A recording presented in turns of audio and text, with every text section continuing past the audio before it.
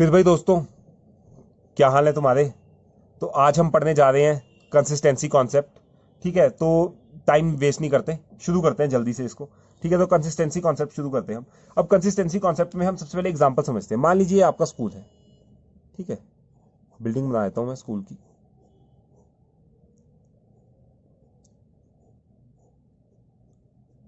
ये खिड़कियां हैं, लग नहीं रही तो चलो कोई नहीं, ये बिल्डिंग बना रही, स्कूल है ये आपका।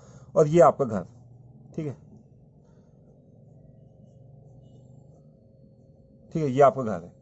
अब जी, आपके पास स्कूल से घर जाने के लिए मान लीजिए 5 रास्ते हैं। कितने रास्ते हैं? 5 रास्ते हैं। एक रास्ता ये हो गया बिल्कुल सीधे सीधे। ठीक है, एक ये हो गया। ठीक है, और एक थोड़ा सा घूम के हो गया। ठीक है, फिर एक ऐसे आ गया एक रास्ता। ठीक है, एक रास्ता यहाँ से जाता है। ठीक है, तो आपके पास 5 रास्ते हैं। लेकिन जब आप छोटे थे, जब आपने मतलब स्कूल से घर जाना शुरू किया था अकेले, ठीक है, तो आप किस रास्ते से आते होंगे? जो सबसे शॉर्ट पड़ता होगा और जो सबसे ज्यादा सेफ रास्ता होगा। ठीक है, तो जी घर वाले आपको क्या बोलते थे कि जी इसी रास्ते से आइयो, नहीं तो तेरी क्या हो जाएगी, पिटाई। तो आप क्या हो गए थे, एक ही रास्ते पे, एक ही रास्ते को आपने चुना 5 में से, और आप क्या हो गए इस पे? कंसिस्टेंट। आप क्या हो गए इस पे? कंसिस्टेंट। तो जी बस बिल्कुल यही कॉन्सेप्ट है अकाउंटिंग में भी। अकाउंटिंग में ढेर सारे क्या होते हैं? मेथड्स। अकाउंटिंग में क्या होते हैं? मेथड्स। मैं लिख देता हूं सेवरल मेथड्स। ठीक है, तो जी बहुत सारे मेथड्स होते हैं। आप मान लीजिए किसी चीज को करने के बहुत सारे मेथड है। ठीक है, इनफाइनाइट मेथड है मान लीजिए किसी चीज को करने के। ठीक है, तो आप क्या करेंगे? आपने क्या करना है? आपने चुनना है कोई भी एक मेथड। आपने क्या चुनना है? कोई भी एक मेथड। और आपने उस पर क्या रहना है? कंसिस्टेंट। और आपने उस पर क्या रहना है? कंसिस्टेंट। ठीक है जी, अब देखिए जैसे आप स्कूल से आए थे तो ऐसा नहीं कर सकते आपकी एक दिन यहां से आगे, एक दिन यहां से आगे, एक दिन यहां से आगे, एक दिन यहां से आगे, फिर एक दिन यहां से आगे। ये नहीं कर सकते आप। क्या हो जाएगी? घर में पिटाई हो जाएगी जब पता लगेगा। ठीक है, तो जी छोटे बच्चा अगर ऐसे कहीं घूम घाम के जाए तो फिर उसकी उसको घर में डांट पड़ती है थी बहुत ज्यादा। तो जी वैसे ही अकाउंट्स में क्या है? अकाउंट्स में ढेर सारे मेथड होते हैं, आपने एक मेथड पकड़ना है, उस पर क्या हो जाना है? कंसिस्टेंट। जैसे एक रास्ते पे आप बचपन में कंसिस्टेंट थे। ठीक है, तो जी बिल्कुल बस हमने यही था, यही हमने कंसिस्टेंसी कॉन्सेप्ट थी कि एक मेथड को पकड़ना है और उसी मेथड को फॉलो करना है। कंसिस्टेंसी कॉन्सेप्ट खत्म। अब क्या है बात इसमें कि हमने थोड़ी सी पढ़नी पड़ेगी हमारे को अंग्रेजी। तो जी इंग्लिश पढ़ लेते हैं थोड़ी इसके बारे में कि क्या कहते हैं। तो जी लिख लेता हूं पहले मैं।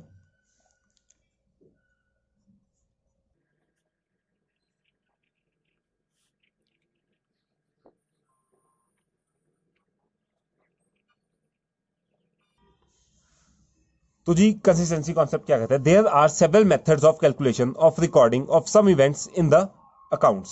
ठीक है, तो जी बहुत सारे तरीके हैं। There are several methods of calculation और recording of some events in accounts. तो हर चीज को करने के क्या है? बहुत सारे तरीके। ठीक है जी, अगला पॉइंट पढ़ लेते हैं।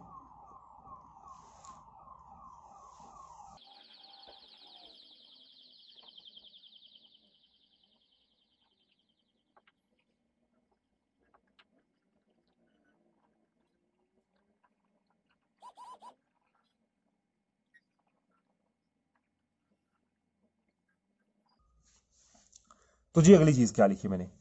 मैंने लिखा है consistency assumption requires that once a method of calculation of recording is adopted. ठीक है, कि एक बारी हमने कोई मेथड को अडॉप्ट कर लिया, एक बारी हमने किसी मेथड को, मेथड किसका? क्या तो कैलकुलेशन का है, रिकॉर्ड करने का किसी ट्रांजेक्शन को, ये हमने अडॉप्ट कर लिया, तो business has to follow the same method, follow the same method consistently, consistently over the period of time. उसी मेथड को हमारे को फॉलो करना पड़ेगा, ऐसा बोलता है कंसिस्टेंसी कॉन्सेप्ट। अब जी पढ़ते हैं कि ऐसा क्यों बोलता है कंसिस्टेंसी कॉन्सेप्ट, क्यों फॉलो करना होता है। तो जी देखिए,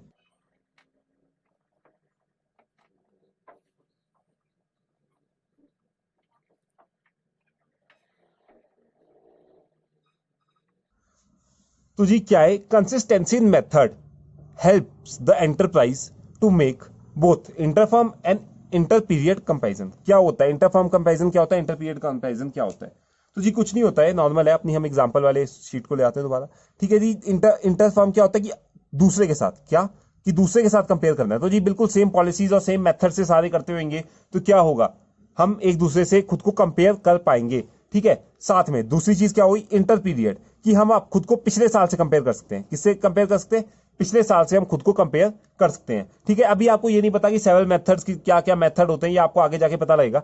पर अभी आप मोटे तौर पे समझ लीजिए कि हम खुद को दूसरों के साथ कंपेयर कर सकते हैं और खुद को अपने साथ भी कंपेयर कर सकते हैं। ठीक है, तो जैसे इस साल हमने कितना प्रॉफिट किया, पिछले साल हमारा कितना था। ठीक है, तो इंटर पीरियड और वैसी इंटर फर्म कंपेरिजन हमारे को दोनों, ये कंसिस्टेंसी हेल्प करता है दोनों में। ठीक है, कि कंपेयर करने में। हमारी परफॉर्मेंस को। ठीक है जी, अब लास्ट पॉइंट।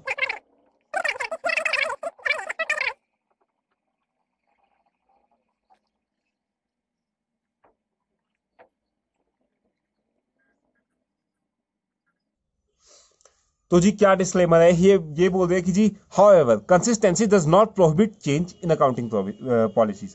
ये बोल रहे हैं कि जी कंसिस्टेंसी मना नहीं करता, आपको कंसिस्टेंसी मना ही नहीं करता अगर अकाउंटिंग पॉलिसीज में आपने चेंज करना है। वो बोलेंगे अभी पहले इतना बोल दिया कि चेंज नहीं करना, ठीक है, कि एक मेथड को पकड़ लिया तो फिर उसी को ही फॉलो करना है। अब ये बोल रहे हैं consistency does not prohibit change in accounting policies.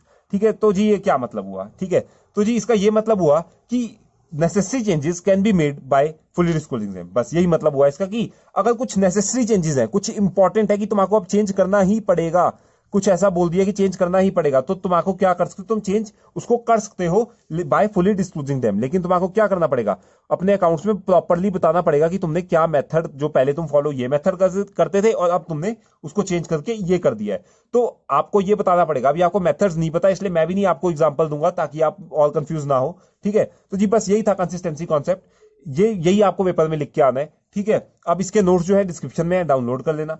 ठीक है, तो जी मिलते हैं अगली वीडियो में अगले कॉन्सेप्ट के साथ, और जल्दी से कॉन्सेप्ट खत्म करते हैं, फिर अगला चैप्टर स्टार्ट करते हैं। ठीक है, बाय बाय। ओके।